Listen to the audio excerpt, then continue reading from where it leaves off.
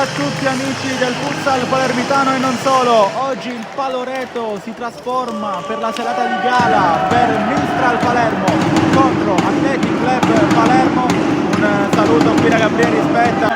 Occhio all'errore però qua, e quindi Murò già la straspianata. Pallone disponibile per il sinistro di Archibai. Di Maria per Murò. La dedica e l'esultanza 1-0. Sbaglia proprio lui. Occhio a Murò. Errore di La Rosa e Murò va subito doppietta, mette le cose in chiaro. 2-0 Mistral.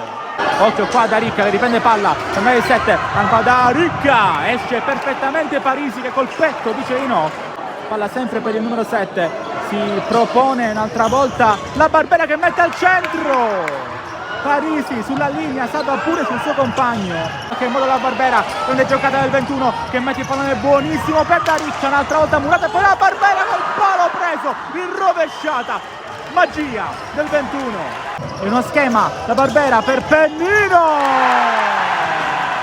Si leva l'urlo del Mistral, la rete del 3-0. Mette il pallone buono per Dell'Aria Parisi. Ancora palla per Vallecchia, largo a destra, prova a centrarsi e va col sinistro. Qua sbaglia Dell'Aria, palla che arriva al centro. Anzi, la formazione quasi dei suoi di Riberto. Palla La Rosa. Autogol qui, credo di Di Maria. Il Mistral stravipante adesso.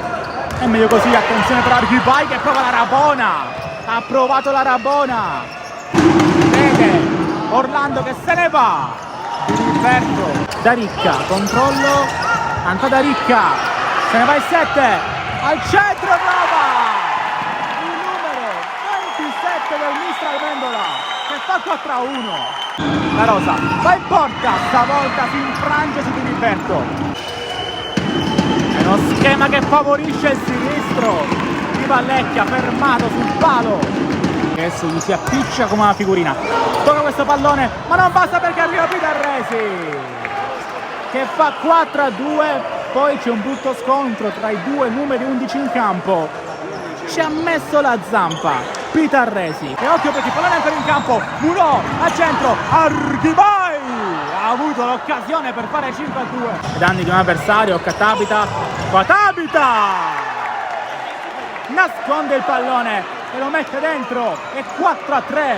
Murò contro Piede Mistral, 3 contro 3. Archibai ancora a centro, Murò colpisce male. Mazzola va col destro lontano, il controllo al volo.